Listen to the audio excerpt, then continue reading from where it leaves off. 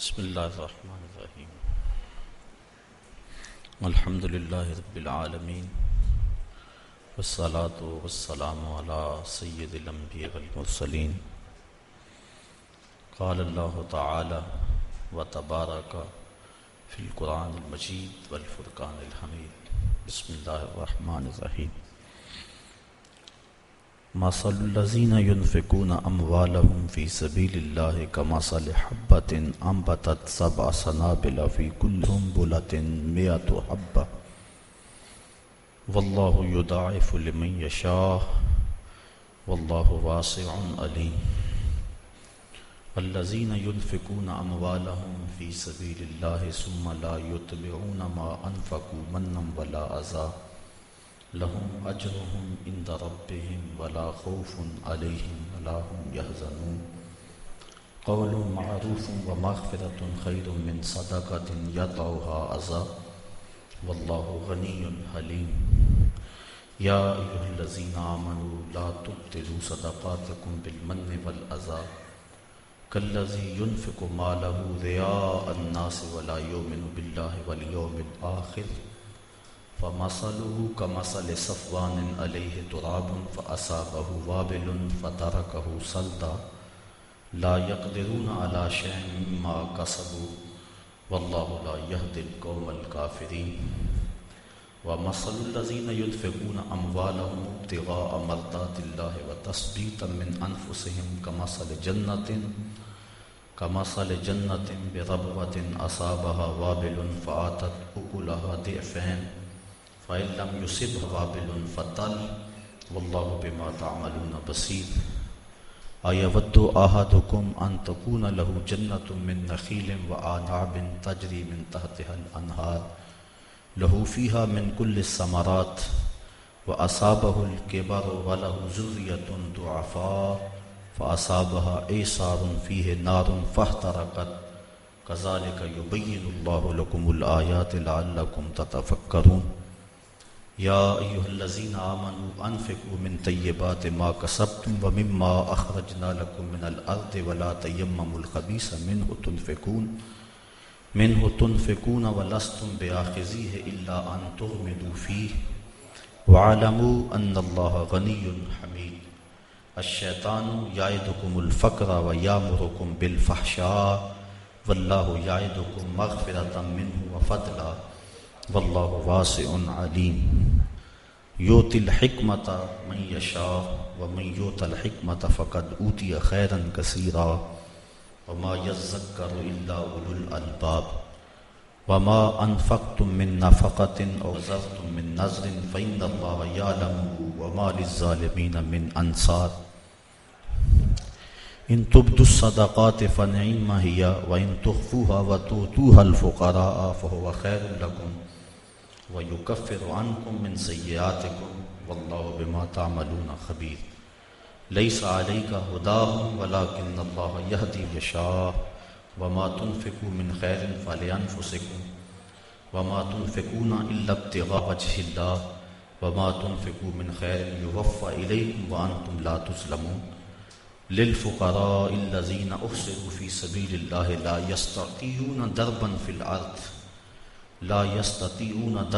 الأرض يحسبهم الجاهل أغنياء من التعفف تعرفهم بسيماهم لا يسألون الناس إلحافا وما تنفقوا من خير فإن الله به عليم الذين ينفقون أموالهم بالليل والنهار سرا وعلانية فلهم أجرهم عند ربهم ولا خوف عليهم ولا هم يحزنون صدق الله مولانا العظيم وصدق رسوله النبي الكريم الرؤوف الرحيم اللهم نور قلوبنا بالقرآن وزين أخلاقنا بالقرآن وادخلنا الجنة بالقرآن ونجنا من النار بالقرآن قال الله تعالى وتبارك في شان حبيبه مخبرا وآمرا إن الله وملائكته يصلون على النبي يا أيها الذين آمنوا صلوا عليه وسلموا تسليما الصلاة والسلام عليك يا رسول الله وعلى آلك وأصحابك يا محبوب رب العالمين الصلاة والسلام علیک یا راحت العاشقین وعلی آلک و اصحابک یا محبوب العالمین۔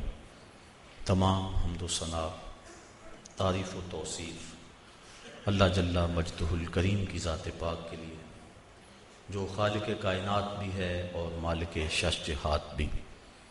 اللہ جل وعلا کی حمد و ثنا کے بعد حضور نبی اکرم شفیع امم رسول محتشم نبی مکرم اللہ کے پیارے امت کے سہارے، رب کے محبوب دانائے غیوب مالک رقاب امم فخر عرب و عجم والی کون و مکان سیاہ لا مکان سید انس و جان سرور لالا رخاں نیر تاباں سر نشین مہوشاں ماہ خوباں شہنشاہ حسینہ تتمائے دوراں سر خیل زہرہ جمالاں جلوائے صبح ازل نور ذات لم یزل باعث تکوین عالم فخر آدم و بنی آدم نیر بطحا رازدار ما اوہا شاہد ما طغا صاحب علم نشرہ معصوم آمنہ احمد مجتبیٰ حضرت محمد مصطفیٰ صلی اللہ علیہ وسلم کے حضور ناز میں اپنی عقیدتوں، ارادتوں اور محبتوں کا خراج پیش کرنے کے بعد انتہائی واجب الاحترام ذوی الاحتشام برادران اسلام، السلام علیکم ورحمۃ اللہ وبرکاتہ۔ سورۃ البقرہ سے کچھ آیات آپ کے سامنے تلاوت کرنے کا شرف حاصل کیا، اور انہی کے ضمن و ذیل میں کچھ باتیں آپ کے گوش گزار کروں گا۔ اللہ تعالی جل شانہ کی بارگاہ میں بصمیم قلب دعا ہے کہ میری زبان پہ کلمۃ الحق جاری فرمائے۔ ارشاد فرمایا،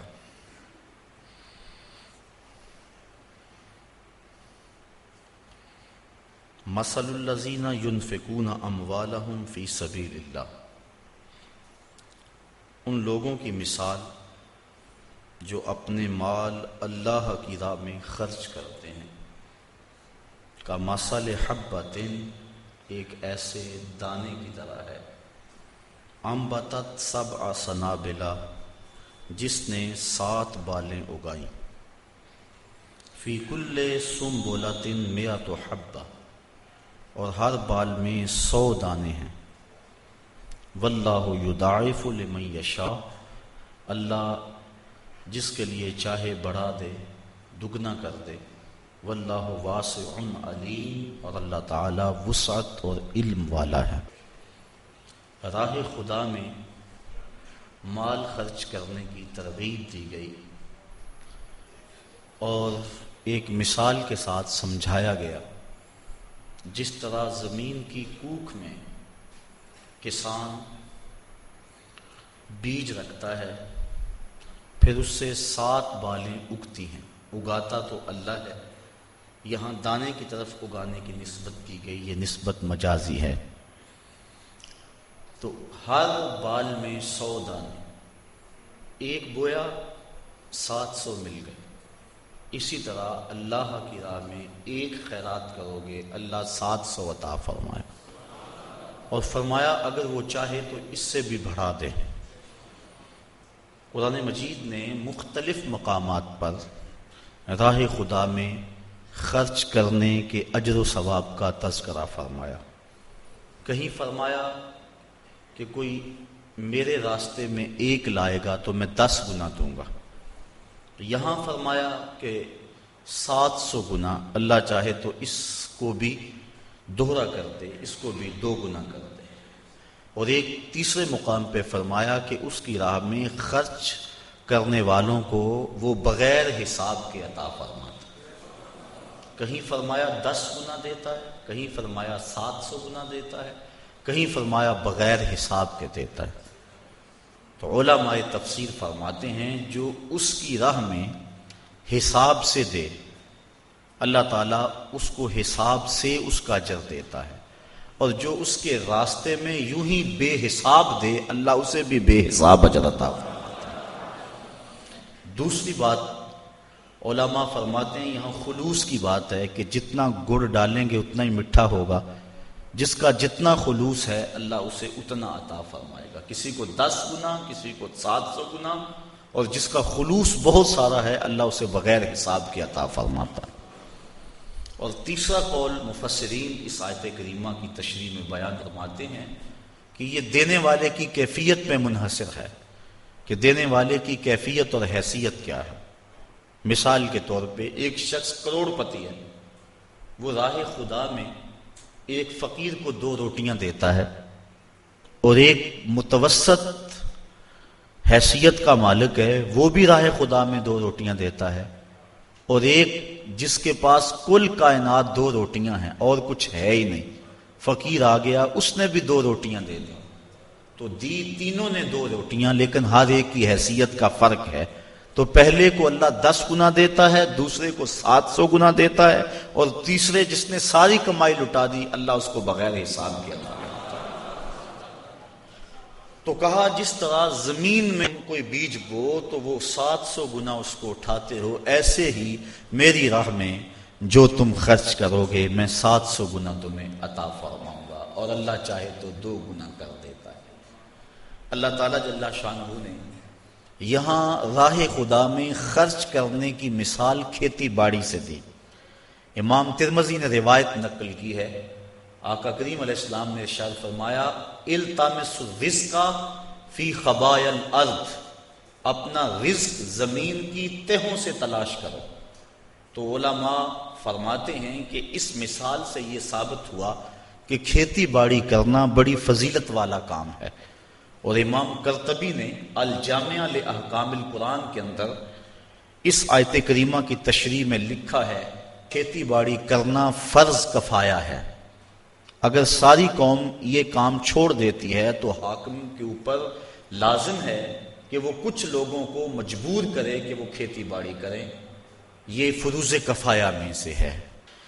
الذین ينفقون اموالهم فی سبیل اللہ، وہ لوگ جو اپنے اموال اللہ کی راہ میں خرچ کرتے ہیں، ثم لا یتبعون ما انفقوا، پھر جس کو خرچ کیا اس کا پیچھا نہیں کرتے، منم ولا اذا، احسان جتلا کر اور نہ اذیت دے کر، جو راہ خدا میں دے دیا سو دے دیا، یہ نہیں کہ اس کے اوپر احسان جتلا کر اپنا کیا دھرا برباد کر لیں۔ من اور اذا ان دونوں چیزوں سے منع کر دیا گیا، احسان بھی نہ جتلایا جائے، اذیت بھی نہ دی جائے، اذیت ذہنی طور پہ بھی کسی کو شاک نہ پہنچایا جائے کہ اس کو کہیں کہ جناب یہ اس کے پاس اب اتنی دولت ہے، ہمارے گھر سے اس کو جاگ لگی تھی، کوئی پوچھنے والا نہیں تھا، ہم نے مدد کی اس کی، تو یہ اس کو اذیت دینے کے مترادف ہے۔ بلکہ حضرت زید بن اسلم رضی اللہ تعالی عنہ فرماتے ہیں کہ جب کسی کو تم نے خیرات دی ہو اور وہ تمہیں بازار میں راستے میں ملے اور آپ اس کو السلام علیکم کہیں تو وہ اس میں بھی ثقل اور بوجھ محسوس کرتا ہو تو کہا اس سے ترک کر دینا چاہیے سلام کہنا بھی، کہ یہ بھی اس کی اذیت کا باعث ہوگا۔ تو آج تو ہم کسی کو خیرات دے کر اس کی غربت کا اشتہار لگا دیتے ہیں، پہلے کہا کرتے تھا نیکی کر دریا میں ڈال، اب ہم کہتے ہیں نیکی کر اخبار میں ڈال۔ نیکی کی اور کسی غریب کو اگر ہم نے خیرات بھی دی، عید پیکج بھی دیا، تو پھر 7-8 اخباروں میں جب تک تصویر نہ چھپے اتنی دیر تک تسکین نہیں ملتی۔ غریبوں کی غربت کا مذاق اڑاتے ہو، تمسخر کرتے ہو، اس انداز سے دو کہ ان کی عزت نفس مجروح نہ ہو۔ تو نہ من اور نہ اذا، کسی طرح سے ان کی اذیت کا سامان نہ بنو۔ لہم اجرہم عند ربہم، وہ لوگ جو اذیت اور احسان جتلائے بغیر خیرات کرتے ہیں ان کا اجر اللہ کے ہاں ہے، اور نہ انہیں کوئی خوف ہے اور نہ وہ غمگین ہوں۔ قول معروف ومغفرۃ خیر من صدقۃ یتبعها اذی، اچھی بات کہہ دینا اور درگزر کرنا اس خیرات سے بہتر ہے جس کے پیچھے اذیت لگی ہو۔ اگر تم کسی کو خیرات نہ دو بلکہ اچھا کلمہ کہہ دو، کلمہ خیر کہہ دو اور درگزر کر لو، تو یہ اس خیرات دینے سے بہتر ہے جس کے بعد اذیت لگ جائے اور تم اس کو آزادو اور تکلیف پہنچاؤ۔ واللہ غنی حلیم، اور اللہ تعالی غنی اور حلم والا ہے۔ یا ایھا الذین آمنوا، اے ایمان والو، لا تبطلوا صدقاتکم بالمن والاذی، ایمان والو اپنے صدقے کو باطل نہ کرو احسان رکھ کر اور ایذا دے کر، اذیت پہنچا کر۔ کالذی ینفق مالہ رئاء الناس، اذیت دینا اور احسان جتلانا یہ اس شخص کے صدقے کی طرح ہے جو اپنا مال لوگوں کے دکھاوے کے لیے خرچ کرتا ہے۔ وَلَا يُؤْمِنُ بِاللَّهِ وَالْيَوْمِ الْآخِرِ، اللہ پر بھی یقین نہیں رکھتا اور پچھلے دن پر بھی یقین نہیں رکھتا۔ اس منافق کا خرچ کرنا اللہ کے ہاں اس کا کوئی اجر و ثواب نہیں ہے۔ تو جو اپنا مال اللہ کی راہ میں خرچ کرنے کے بعد جس کو مال دیا اس کو اذیت دیتا ہے یا اس کو جتلاتا ہے تو وہ ایسے منافق کے خرچ کرنے کی طرح ہے جو اللہ اور پچھلے دن پر یقین نہیں رکھتا، یعنی اس کو کوئی فائدہ نہیں ہے۔ تو ریاکاری کے لیے خرچ کیا گیا مال، اس کی مثال اللہ تعالیٰ نے دی کہ فَمَثَلُهُ كَمَثَلِ صَفْوَانٍ، اس کی مثال ایک ایسے چٹیل پتھر کی طرح ہے، ایسے چٹان کی طرح ہے، علیہ تراب، جس کے اوپر مٹی پڑی ہو، فَأَصَابَهُ وَابِلٌ، تو اس پر زوردار پانی پڑے می برسے، فَتَرَكَهُ صَلْدًا، تو اس کو بالکل چٹیل پتھر چھوڑ دے۔ اب مٹی پڑی تھی، لگتا تھا اس کے اوپر کچھ اگے گا، لیکن جب بارش پڑی تو وہ ساری مٹی اس سے اتر گئی اور بالکل پتھر کا پتھر رہ گیا اور اس کے اوپر کوئی چیز نہ رہی۔ تو جو ریاکاری کے لیے عمل کیا جاتا ہے اس کو اس مثال سے بیان کیا گیا کہ اس کی ذات پتھر کی طرح ہے اور جو عمل کیا وہ مٹی کی طرح نظر آ رہا ہے، اور کل قیامت کا دن موسلادھار بارش کی صورت میں ہے اور اس سے وہ عمل ختم ہو جائے گا، اور جب وہ دیکھے گا تو اس کے پلے کوئی عمل نہیں ہوگا۔ جس طرح چٹیل چٹان ہے اور اس کے اوپر کچھ نہیں ہے تو وہ اپنے نامہ اعمال کے اندر ریاکاری کے لیے جو عمل کیا گیا ہے وہ اس کو نہیں دیکھے گا، اور دیکھے گا کہ بالکل اس کا نامہ اعمال صاف پڑا ہوا ہے اور وہاں کچھ بھی موجود نہیں ہے۔ وہ گمان کرتا تھا میں نے یہ کیا یہ کیا یہ کیا، لیکن یہ بھول گیا تھا کہ سب کچھ ریاکاری کے لیے کیا، لوگوں کے دکھلاوے کے لیے کیا۔ تو کل قیامت کے دن نامہ اعمال میں وہ نیکیاں تلاش کرے گا تو وہ نیکیاں نہیں ملیں گی۔ ریاکاری کو شرک اصغر کہا گیا، کسی عمل کو شرک نہیں کہا گیا ریاکاری کے علاوہ، یہ چھوٹا شرک ہے۔ اللہ کے علاوہ کسی اور کی رضا جوئی کے لیے، کسی اور سے داد لینے کے لیے، کسی اور سے نفع حاصل کرنے کے لیے بندہ عمل کرتا ہے تو اس کو شرک کہا گیا۔ حدیث میں آتا ہے کل قیامت کے دن ایک شہید، ایک عالم قاری اور ایک سخی، تینوں کو اللہ کی بارگاہ میں پیش کیا جائے گا اور وہ اپنے اچھے اعمال کی اللہ سے جزا چاہیں گے۔ شہید کہے گا میں نے اپنی جان جیسی متاع عزیز تیری بارگاہ میں قربان کر دی۔ اللہ تعالیٰ ارشاد فرمائے گا تو نے اس لیے جان قربان کی کہ لوگ تجھے بہادر کہیں، 100 لوگوں نے کہہ لیا میرے لیے تو نے جان قربان نہیں کی، لہٰذا میرے ہاں تیرا کوئی اجر نہیں ہے۔ پھر عالم کہے گا میں نے تیرا قرآن پڑھا، لوگوں کو سنایا، ساری زندگی خدمات دین کرتا رہا۔ اللہ تعالیٰ ارشاد فرمائے گا کہ تو نے اس لیے کیا کہ لوگ تجھے داد دیں، تیری شہرت ہو، تیری عزت بڑھے، وہ بڑھ گئی۔ دنیا نے تجھے بڑا پروٹوکول دیا، بڑا اعزاز دیا، بڑی تکریم دی، میرے لیے تو نے یہ سب کچھ نہیں کیا تھا، لہٰذا میرے ہاں تیرا کوئی اجر نہیں ہے۔ پھر اس کے بعد سخی پیش ہوگا، عرض کرے گا مالک میں نے اپنی دولت تیری بارگاہ میں پیش کر دی، دولت کا خرچ کرنا نفس پہ انتہائی شاق ہے، تو میں نے اس کو تیری راہ میں خرچ کیا، مجھے اس کا صلہ اور اس کی جزا دی جائے۔ اللہ تعالیٰ ارشاد فرمائے گا تو نے دولت اس لیے خرچ کی کہ لوگ تجھے سخی کہیں، تیری سخاوت کی دھوم مچے، تیری سخاوت کی دھوم مچ گئی، تجھے سخی کہا گیا، تو بڑا سماجی کارکن کہلایا، لیکن تو میری رضا کے لیے نہیں کیا تھا، لوگوں سے داد وصول کرنے کے لیے یہ سب کچھ کیا تھا۔ اخبار میں تیری تصویریں بھی چھپی، تجھے میڈل بھی دیے گئے، تجھے اعزاز و تکریم سے بھی نوازا گیا، تجھے سخی کہا گیا، تو نے میرے لیے یہ کچھ نہیں کیا تھا، لہٰذا میرے پاس تیرے اس عمل کی کوئی جزا نہیں ہے۔ تو اس طرح فرمایا کہ سخی بھی، شہید بھی اور وہ قاری بھی جو اللہ کی بارگاہ میں اپنے عمل لے کے پیش ہوں گے، ان کو کوئی جزا نہیں دی جائے گی۔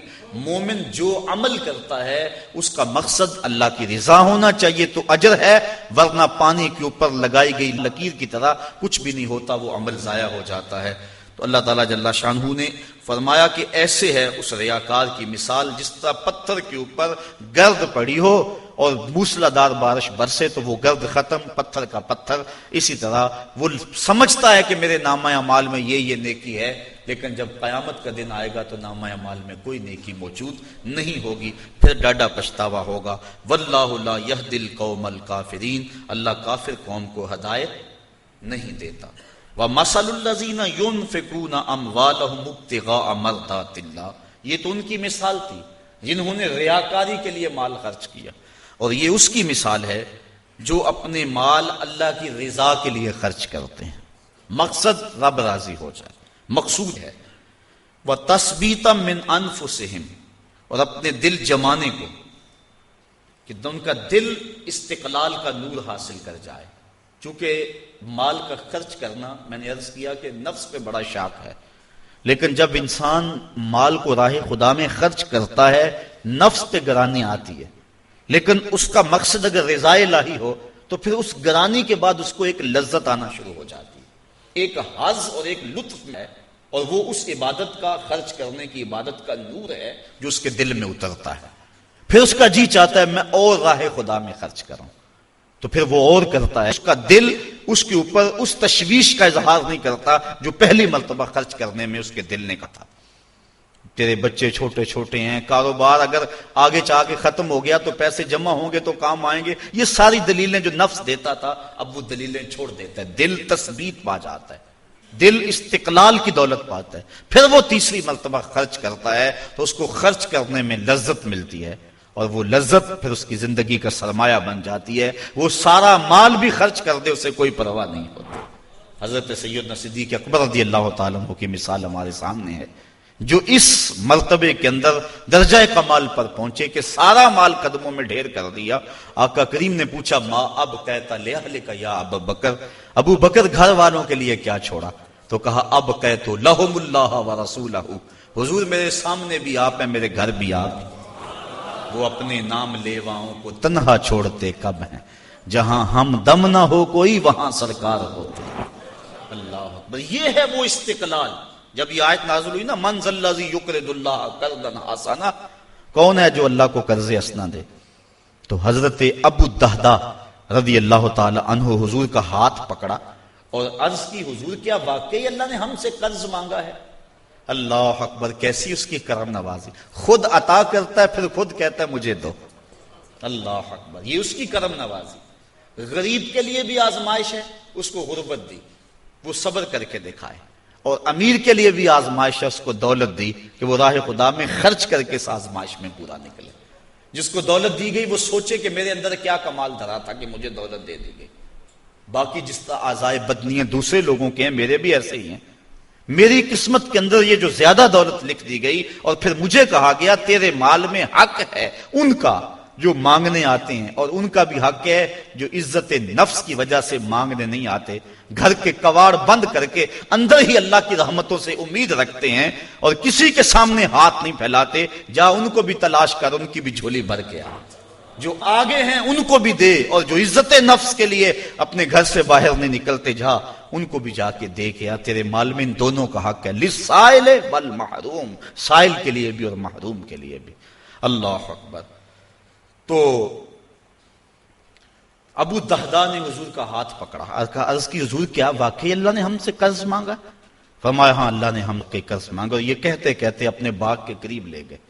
700 کھجوروں کے درخت تھے ان کے باغ میں، اور کھجور کا درخت جب لگایا جائے کتنی دیر کے بعد پروان چڑھتا ہے، تو باغ کے مالک کی جان ہوتی ہے ان درختوں میں، اور درخت بھی 700، اور کل کمائی ہے بھی یہی، وہی باغ ان کا تھا، اس میں ان کی رہائش تھی، بچے بھی تھے۔ اب اس کے قریب کھڑے ہو کے عرض کی اگر واقعی اللہ نے ہم سے قرض مانگا ہے تو پھر آپ گواہ بن جائے سودے کے، یہ باغ میں نے اللہ کو قرضے میں دے دیا۔ ان کی بیوی اور ان کے بچے اس باغ میں رہائش پذیر تھے۔ اور کوئی ان کا سرمایہ نہیں تھا. تو اب وہ باغ کے اندر نہیں جا رہے، اس باغ کے کنارے کھڑے ہو کے کہتے ہیں یا ام الدہدہ اخرجی، اے دہدہ کی امی بچوں کو لے کر جلدی جلدی آ جاؤ، یہ باغ اب ہمارا نہیں رہا، یہ ہم نے اللہ کو قرضے میں دے دیا. اس پاک باز نیک سیرت خاتون نے یہ نہیں کہا کہ ابو دہدہ آگے ہم کس مکان میں جائیں گے، آگے کوئی انتظام کیا ہے، بلکہ اس نے جلدی جلدی اپنا سامان سمیٹا، بچوں کو لیا، باغ سے باہر آئی اور پھر کہتی ہے رابحہ بیعو کا یا ابا دہدہ، اے دہدہ کہ ابو تو نے بڑا نفع والا سودا کر لیا ہے، تو نے بڑے نفع والا سودا کر لیا ہے. یہ وہ تھے جو حضور کی درسگاہ کے طالب علم تھے.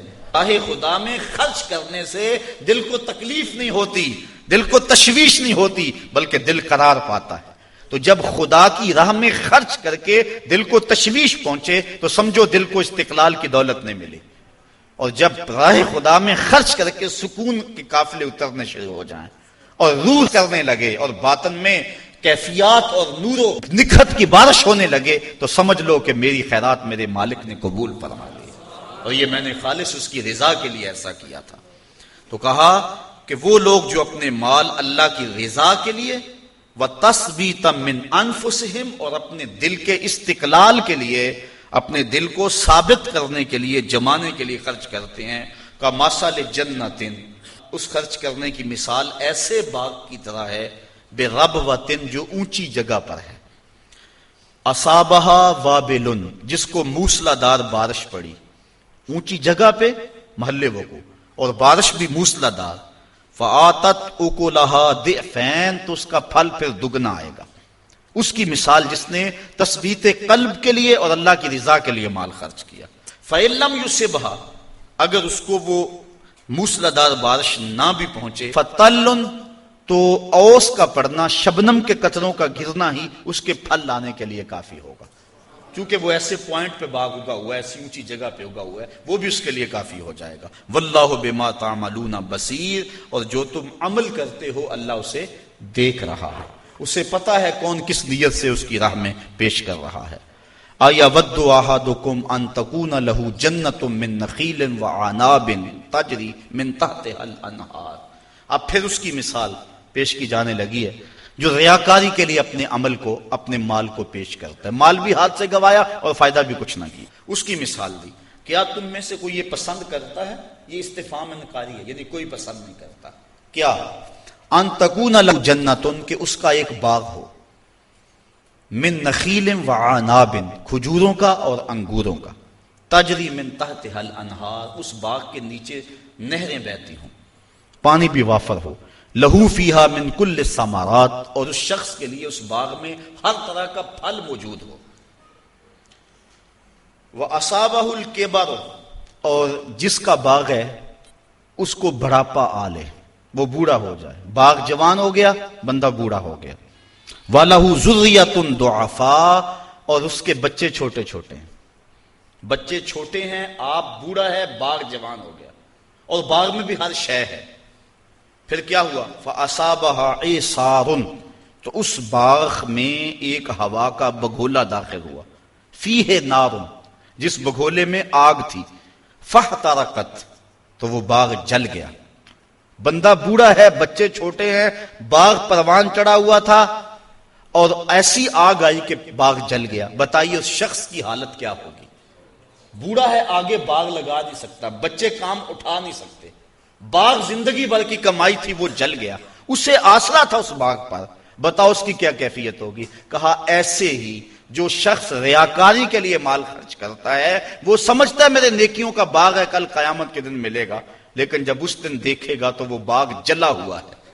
تو جس طرح اس شخص کی حالت ہوتی ہے اللہ نے مثال سے سمجھایا کہ اس کی حالت وہ ہوگی کہ میں نے ریاکاری کے مال خرچ کیا اور مجھے اس کا کوئی صلہ بھی نہ ملا.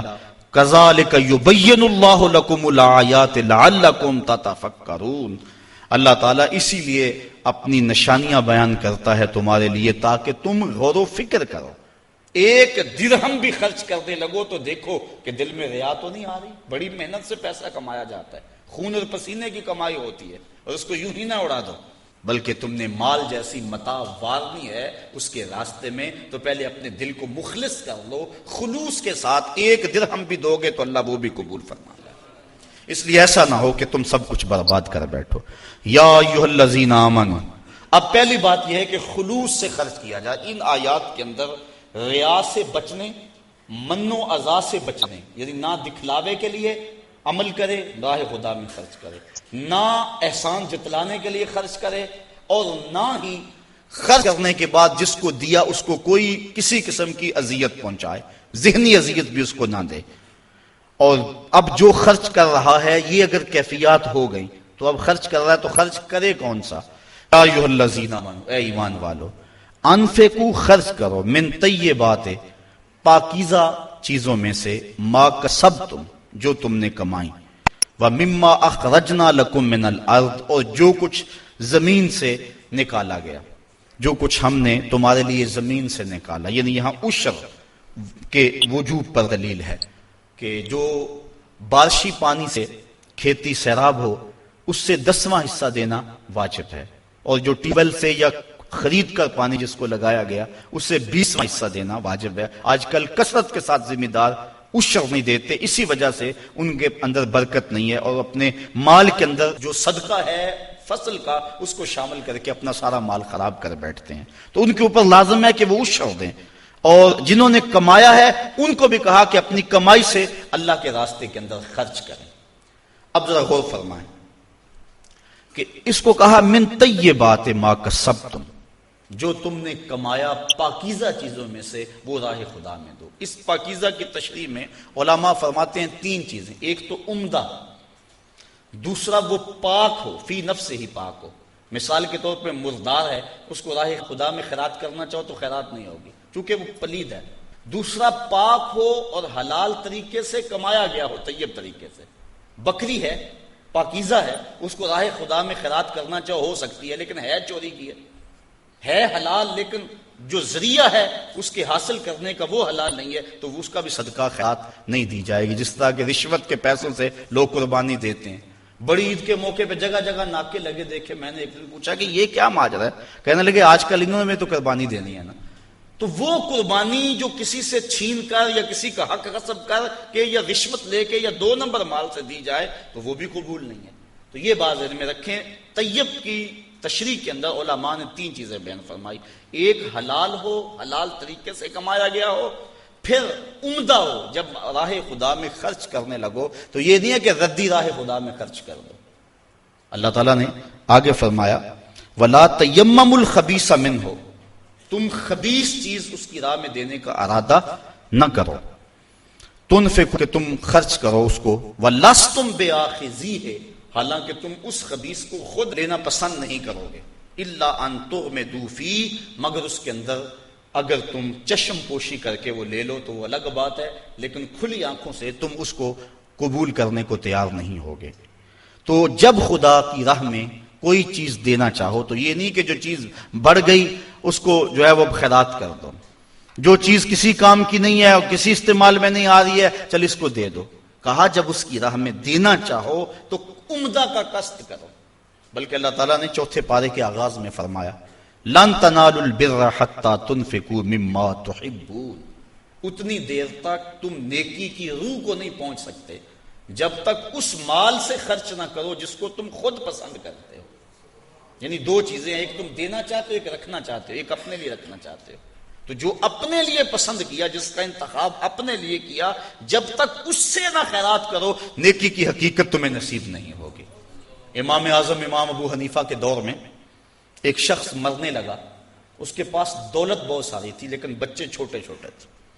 اس نے تھیلے کے اندر سونا ڈالا کہ یہ کسی کے سپرد کر جاؤں کہ میرے بچے بڑے ہوں تو ان کو دے دے. سوچا غریب کو دیا تو وہ سنبھال نہیں سکے گا، بچوں کو دیا تو وہ ضائع کر دیں گے. ایک دوست تھا اس کا امیر ترین، اس کو کہا کہ میاں یہ سونا اور تھیلا ہے، 7 وصیت نامہ لکھا، جب میرے بچے بڑے جوان ہو جائیں، بالغ ہو جائیں تو جو تیرا جی چاہے ان بچوں کو دے دینا. یہ اس نے وصیت کی اور وہ سب کچھ اس کے سپرد کیا. بچے جوان ہوئے، اس نے لوگوں کو بلایا، بچوں کو بلایا، سونا تھیلا سب کچھ سامنے رکھا، وصیت نامہ پڑھا. کن کے باپ نے جب مرتے ہوئے مجھے یہ سونا تھیلے میں ڈال کر دیا تو ساتھ یہ وصیت نامہ لکھ کر دیا کہ جب میرے بچے جوان ہوں گے جو تیرا جی چاہے بچوں کو دے دینا. تو اس نے سونا اپنے پاس رکھ لیا اور خالی تھیلا بچوں کو دے دیا۔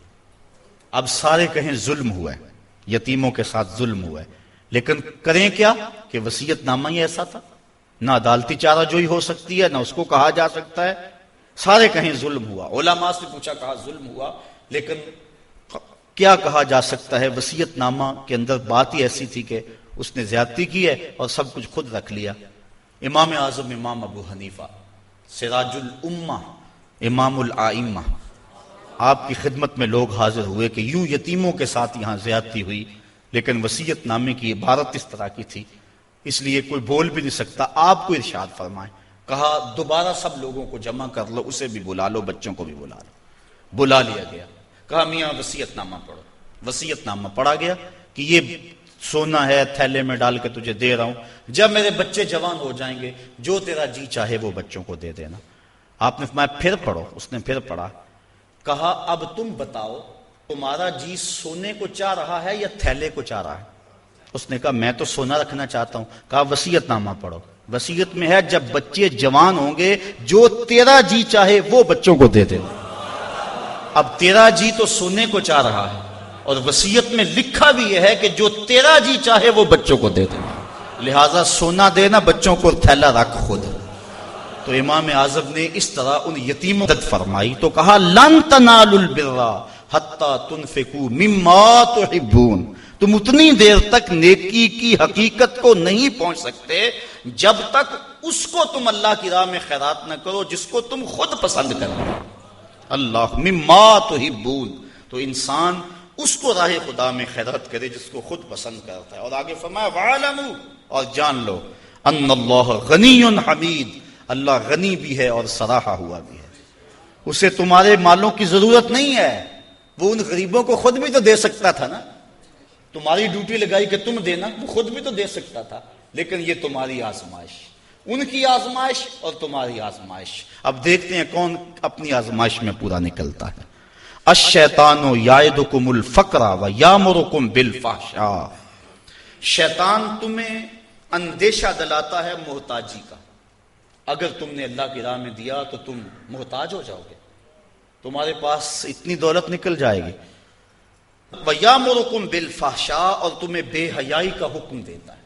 بے حیائی سے یہاں مراد علماء تفسیر فرماتے ہیں بخل ہے، کنجوسی ہے، اور کنجوسی کو بے حیائی اس لیے کہا گیا کہ اس سے بڑی کیا بے حیائی ہوگی کہ غریب نانے شبینہ کو ترستا ہو اور امیر دولت کو سنبھال کے بیٹھ جائے، یہ بے حیائی نہیں ہے تو اور کیا ہے؟ وہ کیا کسی نے کہا تھا گندم امیر شہر کی ہوتی رہی خراب، بچی مگر غریب کی فاقوں سے مر گئی۔ تو اس سے بڑی بے حیائی کیا ہوگی کہ ایک گھر میں گھی کے چراغ جلتے ہوں، ایک گھر کے اندر فضول خرچیوں پر مال لنڈھائے جا رہے ہوں، اور دوسری طرف بیوہ کی یتیم بچیاں گھر میں بوڑھی ہو رہی ہوں، اور کوئی ان کا رشتہ قبول نہ کرتا ہو کہ ان کے پاس دینے کے لیے کچھ نہیں ہے، اور ہم پیسے اڑا دیں اپنے نفس کی خواہش کے لیے جو ہے وہ لاکھوں روپے خرچ کریں اور اپنی گلی میں ان غریبوں اور یتیموں کا لحاظ رکھیں، تو اس سے بڑی بے حیائی اور کیا ہو سکتی ہے؟ اس اللہ تعالیٰ نے بخل کو جو ہے وہ فحشاء کے ساتھ تعبیر کیا کہ شیطان تمہیں بے حیائی کا حکم دیتا ہے۔ واللہ یعدکم مغفرۃ منہ وفضلا، اور اللہ تمہیں مغفرت کا اور اپنی جناب سے فضل کا وعدہ دیتا ہے۔ تم اس کی راہ میں خرچ کر کے تو دیکھو وہ تمہارے گناہوں کو معاف کر دے گا، اور جب تم اس کی راہ میں خرچ کرو گے تو اس کا فضل ہوگا، یعنی تمہارا مال کم نہیں ہوگا۔ عقل یہی کہتی ہے، شیطان بھی یہی وعدہ دیتا ہے، اکاؤنٹنٹ سے پوچھو تو وہ بھی کہتا ہے کہ اتنے خرچ کرو گے تو اتنے کم ہوں گے، کیلکولیٹر بھی یہی حساب دیتا ہے، لیکن اللہ کہتا ہے میں وعدہ دیتا ہوں فضل کا، تم خرچ کر کے دیکھو تمہارے مال بڑھا دوں گا۔ اور میں ایک مثال دیا کرتا ہوں، پرانے دور میں یہ ہم نے بھی دیکھا ہوا دور کہ کنووں سے پانی نکال کر کھیتوں کو ہم سیراب کیا کرتے تھے، پھر دیکھتے دیکھتے ٹیوب ویل آ گئے تو ان سے پانی ہم اپنے کھیتوں کو دینے لگے۔ وہ جو کنویں تھے ان کو باقاعدہ بند نہیں کیا، لیکن اب کہیں کوئی پرانا کنواں ہو تو وہاں جا کر دیکھو، ایک تو پانی بہت نیچے جا چکا ہے، دوسرا ڈول ڈال کر نکالو گے تو گندا ہو چکا ہے، سونگو گے تو بدبودار ہو چکا ہے۔ پانی وافر تھا، شفاف تھا، کثیر تھا، پاکیزہ تھا، لیکن اب وہی پانی نیچے بھی چلا گیا، نہ اس کی فراوانی رہی نہ اس کی تازگی رہی، نہ اس کا وہ شفاف پن رہا۔ کیوں؟ اس لیے کہ جب وہ کنواں اپنا فیض باہر دیتا تھا نیچے سے سوتے پھوٹتے تھے، جتنا لٹاتا تھا اللہ اور دے دیتا تھا، جب اس نے باہر دینا چھوڑ دیا اللہ نے اس کو عطا کرنا چھوڑ دیا۔ اس لیے اس کی راہ میں دیتے جاؤ گے، اللہ خزانوں کے منہ تمہارے لیے کھول دے گا، تمہارے مال میں خدا کی راہ میں دینے سے کبھی کمی نہیں آئے گی۔ اگر کسی کا مال کم ہوا ہے، کاروبار لوگوں کے دیکھیں ہم نے، بڑے بڑے کاروبار اس میں ختم ہو جاتے ہیں، تلک الایام نداولها بین الناس، دن پلٹتے رہتے ہیں، آج اور کل کیفیت اور۔ اس کی وجہ یہ نہیں ہے کہ اس نے راہ خدا میں لٹایا تو اس لیے ایسا ہوا، اس کی وجہ اور ہے۔ اس لیے راہ خدا میں جتنا مرضی مال دو گے کم نہیں ہوگا، بلکہ اللہ تعالیٰ وعدہ دیتا ہے کہ تم اس کے راہ میں دو گے تمہارا مال بھی بڑھا دوں گا اور تمہاری بخشش بھی فرما دوں گا۔ اللہ اکبر۔ یؤتی الحکمت من یشاء، یہ ساتھ ہی ذکر تھا مال کے خرچ کرنے کا، یہاں ذکر حکمت کا کر دیا، وہ جسے چاہے حکمت دے دیتا ہے۔ مطلب کیا؟ راہ خدا میں خرچ کرنے کا جذبہ، یہ بڑی دانائی کی بات ہے۔ وَمَن يُؤْتَ الْحِكْمَةَ فَقَدْ أُوتِيَ خَيْرًا كَثِيرًا، اور جس کو حکمت دی گئی اس کو بہت ساری بھلائی دی گئی۔ وَمَا يَذَّكَّرُ إِلَّا أُولُو الْأَلْبَابِ، اور نہیں نصیحت پکڑتے مگر عقل والے۔ بے وقوف نصیحتیں نہیں پکڑتے، عقل والے نصیحتیں پکڑتے ہیں۔ وَمَا أَنفَقْتُم مِّن نَفَقَةٍ أَوْ نَذَرْتُم مِّن نَذْرٍ، اور جو تم خرچ کرو یا کوئی نظر مانو، بے شک اللہ فَإِنَّ اللَّهَ يَعْلَمُهُ، بے شک اللہ اسے جانتا ہے۔ وَمَا لِلظَّالِمِينَ مِنْ أَنصَارٍ، اور ظالموں کا کوئی مددگار نہیں ہے۔ إِن تُبْدُوا الصَّدَقَاتِ فَنِعِمَّا هِيَ، اگر تم صدقے ظاہر کرو تو اللہ اسے جانتا ہے۔ فَنِعِمَّا هِيَ، تو وہ تمہارے لیے بہتر ہیں۔ وَإِن تُخْفُوهَا، اگر تم انہیں چھپا لو۔ وَتُؤْتُوهَا الْفُقَرَاءَ، اور غریبوں کو فقراء کو دو۔ فَهُوَ خَيْرٌ لَكُمْ، تو وہ بھی تمہارے لیے بہتر ہے۔ یعنی اگر تم صدقوں کو ظاہر کر کے دو تو یہ بھی بہتر، اگر چھپا کے دو تو یہ بھی بہتر۔ امام غازی تفسیر کبیر کے اندر اسی آیت کریمہ کے تحت 5-6 چیزیں بیان فرمائی کہ صدقہ کب چھپا کے دینا چاہیے اور کب ظاہر دینا چاہیے۔ گفتگو وہ لمبی ہے، میں ایک بات عرض کروں کہ اجازت چاہوں گا اور بات آگے بڑھاؤں گا۔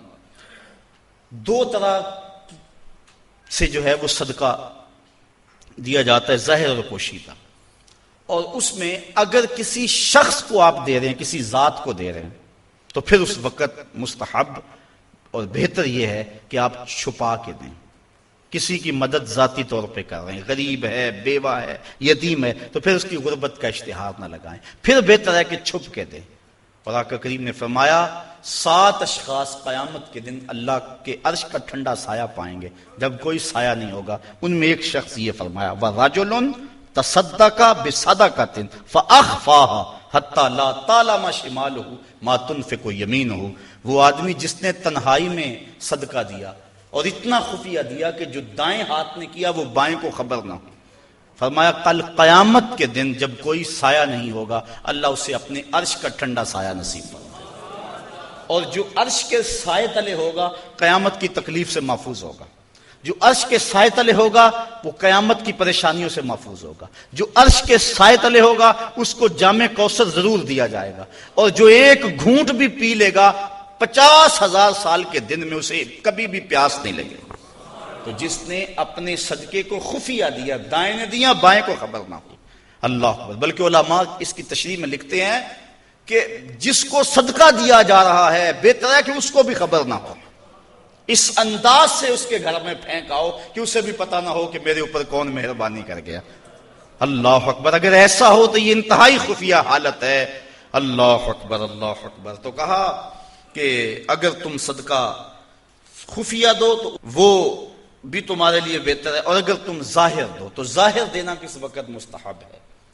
جس میں کسی شخص کی ذات کا معاملہ نہ ہو۔ مثال کے طور پہ مسجد کے لیے فنڈ مانگا جا رہا ہے، دارالعلوم کے لیے مانگا جا رہا ہے، کسی ہاسپٹل کے لیے مانگا جا رہا ہے، کسی اور رفاہی کام کے لیے مانگا جا رہا ہے، لہٰذا وہاں آپ اس نیت سے کہ اگر میں اٹھ کے اعلان کروں گا تو میرے دیکھا دیکھی کئی اعلان کریں گے، لہٰذا مدد ہو جائے گی۔ تو آقا کریم نے ایک مرتبہ جہاد کے لیے فنڈ مانگا تو ایک صحابی نے جلدی سے آغاز کر دیا، اس کو دیکھنے سے باقی بھی اٹھ کھڑے ہوئے۔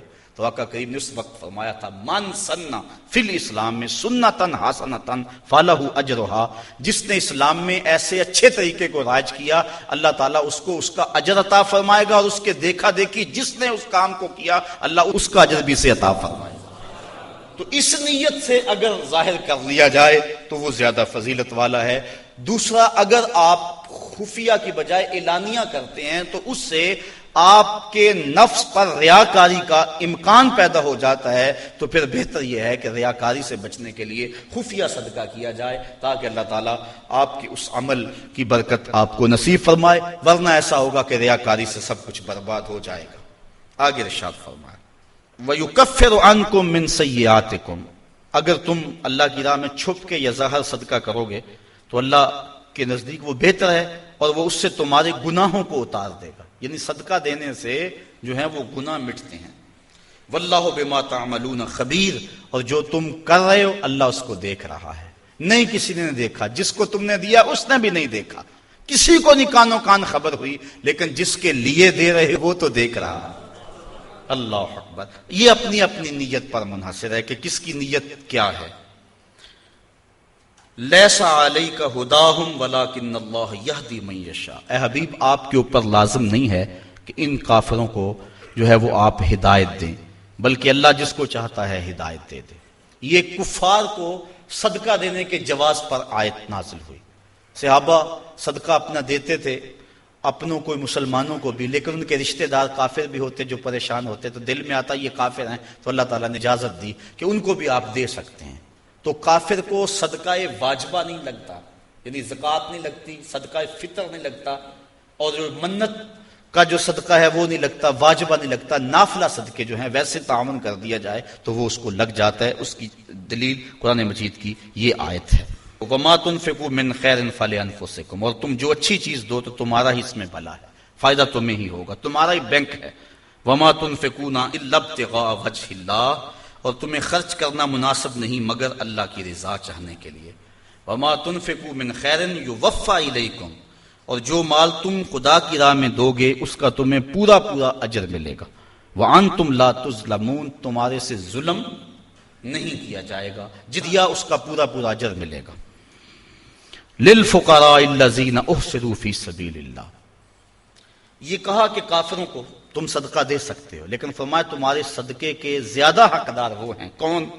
لِلْفُقَرَاءِ الَّذِينَ، وہ فقیر لوگ، احسروا فی سبیل اللہ، جو اللہ کی راہ کے اندر رکے ہوئے۔ اس سے مراد احسروا فی سبیل اللہ سے مراد مفسرین نے اصحاب صفہ لیے ہیں۔ یہ 400 کے قریب صحابہ تھے، 300 سے لے کر 400 تک ان کی تعداد مختلف روایات میں آئی ہے، جو مسجد نبوی میں رہتے تھے۔ ان کا نام کوئی گھر تھا نہ ان کے اہل تھے، بس سارا دن مسجد نبوی میں رہتے۔ حضور نے ان کے لیے ایک چبوترا بنوا دیا جس کو صفہ کا چبوترا کہا جاتا ہے، تو وہ اس پہ بیٹھے رہتے، حضور کے انتظار میں رہتے۔ آقا کریم آتے تو وہ حضور سے دین سیکھتے، بلا تعین اوقات حضور سے دین سیکھتے۔ کسی غزوے پر حضور ان کو چاہتے تو ساتھ لے جاتے، کسی سرایہ پہ بھیجتے تو وہ حضور کے حکم کی جو ہے وہ تعمیل کرتے۔ زیادہ کوشش کرتے کہ وہ لکڑیاں اکٹھی کر کے ان کو بیچ کر اپنے پیٹ کا گزارا کرتے، لیکن مصروفیت چونکہ تعلیم دین میں تھی تو وہ کمائی نہیں کر سکتے تھے۔ اللہ تعالیٰ جل شانہ نے یہاں باقاعدہ یہ بات ارشاد فرما دی، لا یستطیعون ضربا فی الارض، وہ زمین پر چل نہیں سکتے، یعنی باقاعدہ وہ کاروبار نہیں کر سکتے کیونکہ وہ دین کے علم کے لیے رکے ہوئے ہیں۔ کہا تمہارے صدقے کے زیادہ حقدار یہ طلباء ہیں، دین والے لوگ جو سب کچھ چھوڑ کے دین سیکھ رہے ہیں۔ یحسبہم الجاہل اغنیاء من التعفف، سوال نہ کرنے کی وجہ سے اس کو ناواقف آدمی سمجھتے ہیں یہ تو بڑے ٹھیک ٹھاک ہیں، یہ تو غنی ہیں، چونکہ ہر بندہ اندر نہیں جھانک سکتا۔ وہ کیا کسی نے کہا تھا نا، ہستی پلکوں کے نیچے غم بھی پلتے ہیں، ہستی پلکوں کے نیچے غم بھی پلتے ہیں، مگر کون دیکھتا ہے اتنی گہرائی میں۔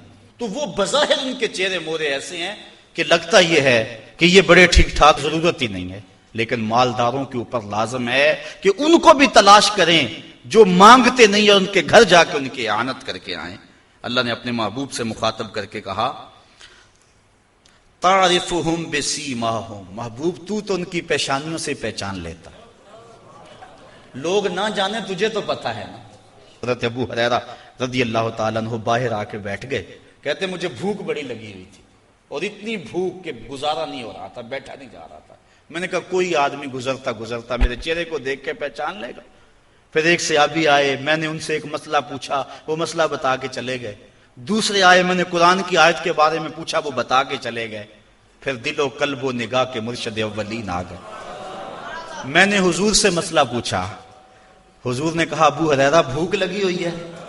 میں نے کہا ہاں حضور بھوک لگی ہوئی ہے۔ پوچھا مسئلہ؟ آقا کریم میں بھوک لگی ہے؟ ہاں حضور بھوک لگی ہے۔ مسئلہ ہی یہی تھا۔ کہتے ہیں آ جاؤ میرے ساتھ آ جاؤ۔ پھر وہ روایت آپ علماء سے سنی کہ حضور اندر چلے گئے، اجازت دی۔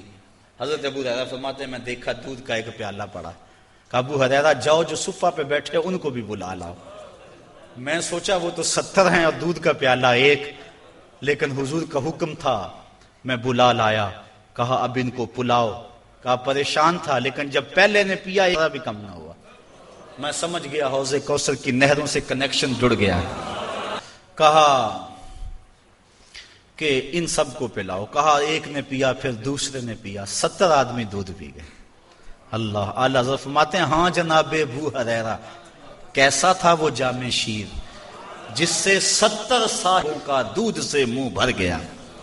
اللہ اکبر۔ کہتے ہیں پھر حضور نے مجھے پلایا، کہا اور پیو اور پیو، حتیٰ کہ میں سراب ہوا، حضور اب نہیں پیا چاہتا۔ پھر آقا کریم وہ پیالہ لیا۔ استاذ المکرم فرمایا کرتے تھے یہ تو دیکھتے ہو کہ ایک دودھ کا پیالہ 70 کے لیے کافی ہو گیا، یہ بھی تو دیکھو کونین کا سردار اور 70 کا جوٹا پی رہا۔ اس پہلو پہ بھی ذرا نظر جائے۔ اللہ اکبر۔ تو کہا محبوب تم تو جانتے ہو ان کے چہروں سے، اللہ اکبر، کہ وہ لوگوں سے سوال نہیں کرتے۔ لا یسألون الناس الحافا، وہ لوگوں سے لپٹ کر سوال نہیں کرتے، بڑے خوددار ہوتے ہیں۔ عموماً ایسے لوگوں کی تلاش بڑی ضروری ہے کہ جو لوگوں سے سوال نہیں کرتے، ورنہ ہم نے دیکھا ہے کہ جو لوگ مانگنے والے ہیں، سوال کرنے والے ہیں، وہ تو لاکھوں روپے جمع کر لیتے ہیں، اور جو بیچارے عزت نفس کا لحاظ رکھنے والے ہوتے ہیں ان تک کوئی بھی نہیں پہنچتا۔ آپ دیکھ لیں اپنے معاشرے کے اندر سروے کر کے دیکھ لیں، یہ ہماری ذمہ داری ہے، محروم تک بھی پہنچنا اور سائل تک بھی پہنچنا۔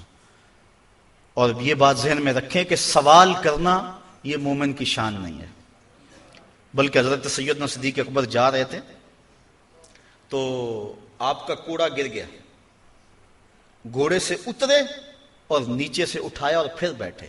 خادم نے عرض کی حضور آپ فرما دیتے میں اٹھا کے دے دیتا۔ کہا حضور نے سوال کرنے سے منع کیا، اس لیے میں نہیں سوال کرنے کی ہمت رکھتا۔ یہاں تک جو ہے وہ ہمارے جو ہے وہ اسلاف جو بزرگ جو ہیں صحابہ اس کا خیال رکھتے تھے۔ ہاں علماء نے اجازت دی اگر مرنے کا اندیشہ ہو، بھوک اتنی ستائے تو بقدر ضرورت سوال کر لینا جائز ہے، بقدر ضرورت سوال کر لینا جائز ہے، لیکن ضرورت سے زیادہ کا سوال کرنا جائز نہیں ہے۔ آقا کریم نے فرمایا کہ جو ضرورت سے زیادہ سوال کرنے والے ہیں ان کے بارے فرمایا یہ جہنم کے انگارے ہیں، اب اس کی مرضی ہے تھوڑے اکٹھے کر لے یا زیادہ اکٹھے کر لے۔ جو مال بڑھانے کے لیے فرمایا سوال کرتا ہے وہ جہنم کے انگارے اکٹھے کر رہا ہے، چاہے تھوڑے کر لے چاہے وہ زیادہ کر لے۔ اس لیے غربت اگر مل جائے اس کی آزمائش میں پورا اترنا چاہیے اور اپنی عزت نفس کو مجروح نہیں ہونے دینا چاہیے۔ وَمَا تُنْفِقُوا مِنْ خَيْرٍ فَإِنَّ اللَّهَ بِهِ عَلِيمٌ، اور جو تم خیرات کرو اللہ اسے خوب جانتا ہے۔ الذین ينفقون اموالهم باللیل والنہار سرا وعلانیۃ فلہم اجرہم عند ربہم ولا خوف علیہم ولا هم یحزنون، اور وہ لوگ جو اپنے مال خیرات کرتے ہیں رات میں، دن میں، چھپ کر اور ظاہر، اللہ تعالیٰ جل شانہ کے ہاں ان کا اجر ہے اور نہ خوف ہے اور نہ وہ غم زدہ ہوں گے۔ حضرت علی المرتضیٰ کے پاس 4 درہم تھے، جب آپ نے یہ پڑھا کہ وہ رات کو کرتے ہیں، دن کو کرتے ہیں، چھپ کے کرتے ہیں، ظاہر کرتے ہیں، آپ نے 1 درہم دن کو خیرات کیا، 1 رات کو کیا، 1 چھپ کر کیا، 1 ظاہر کیا۔ کہا کہ ساروں میں میرا نام آ جائے، چھپ کر خیرات کرنے والوں میں بھی میرا نام آ جائے، ظاہر خیرات کرنے والوں میں بھی میرا نام آ جائے، دن میں خیرات کرنے والوں میں بھی میرا نام آ جائے، رات میں خیرات کرنے والوں میں بھی میرا نام آ جائے۔ اللہ اکبر۔ کہا ان کا اجر ان کے رب کے ہاں ہے، ولا خوف علیہم ولا هم یحزنون، اور اللہ تعالیٰ جل شانہ ان کو یہ اجر دے گا کہ نہ ان پر کوئی خوف اور نہ ان پر کوئی غم ہوگا.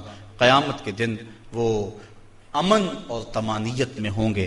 اللہ تعالیٰ جل شانہ کی بارگاہ میں یہ دعا کرنی چاہیے، اللہ ہمیں رزق حلال اور رزق وسیع عطا فرمائے اور پھر اس کو اس کے راستے میں لٹانے کی توفیق دے دے.